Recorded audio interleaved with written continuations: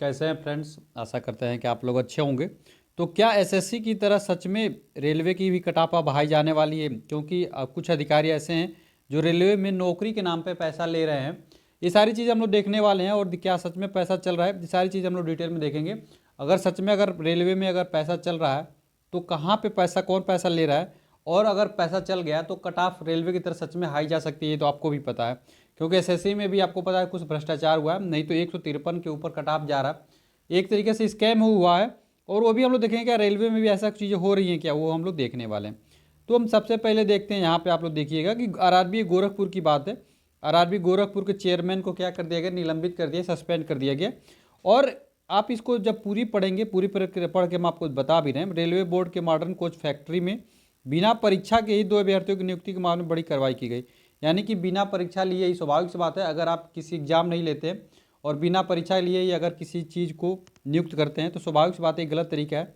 और बोर्ड ने शुक्रवार को गोरखपुर आरआरबी रेलवे भर्ती बोर्ड के चेयरमैन निरुद्दीन अंसारी को निलंबित कर दिया गया।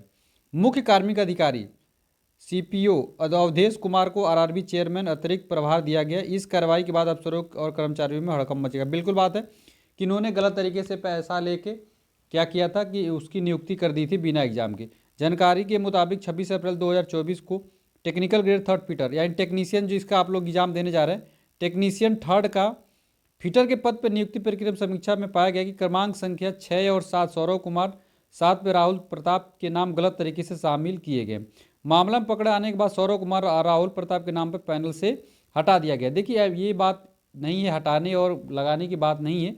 बात इस बात की है कि ये गलत तरीका से चल रहा है, तो कहाँ कहाँ पे चल रहा है। क्या आपके एलपी के एग्जाम में भी चल रहा है, क्या ये टेक्नीशियन के एग्जाम में भी चल रहा है, क्या आरआरबी जेई के भी एग्जाम में आपके चल रहे हैं, क्या आरआरबी एनटीपीसी में ये सारी चीज़ें होंगी। तो अगर ये सब जगहों पे अगर ऐसा चल रहा होगा तब तो स्वाभाविक सी बात आपकी कट ऑफ हाई जाने के चांसेस है। लेकिन अगर ऐसा कुछ नहीं होता, और जहाँ तक मुझे जानकारी के हिसाब से बता दें कि रेलवे रिक्रूटमेंट बोर्ड में जो डायरेक्ट टीसीएस एग्जाम लेती है ना, तो उसमें चूंकि पैसा चलने का कोई चांस होता नहीं है। टीसीएस जो होती है ना, जो आपके एग्जाम टीसीएस ले रही है, इसमें पैसे चलने के इसलिए ज़्यादा चांसेस नहीं होते कि सब कुछ जो है टीसीएस करा के दे देती है रेलवे को, और रेलवे उस पर क्या करता है कि आपसे फाइनल सिलेक्शन करने का काम बस करता है। ठीक है, लेकिन ये इंटरनल, चूंकि आपको भी पता है, जब आप रेलवे में आएंगे छोटे पदों पर, जैसे ग्रुप डी के पोस्ट पे आ जाते हैं, ग्रुप डी के पोस्ट में जैसे आएंगे, फिर आपको एलडीसी का एग्जाम देना पड़ता है।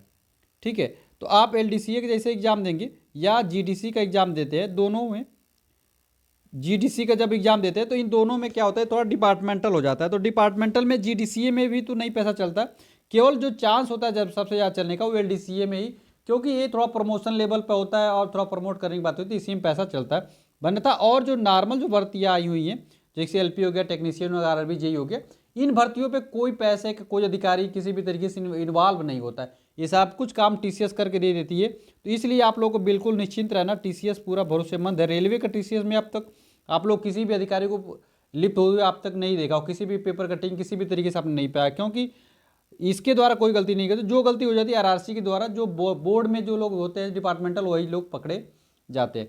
तो जहाँ तक मेरी जानकारी है, और आप लोगों के लिए भी जानकारी के लिए बता दें कि आप लोग को बिल्कुल निश्चिंत रहना है, किसी भी तरीके से आपके एग्जाम में पैसा नहीं चलेगा, और आपकी जो कट ऑफ जो आप मेहनत करके जो लड़के आएंगे उसी हिसाब से लगने वाली है।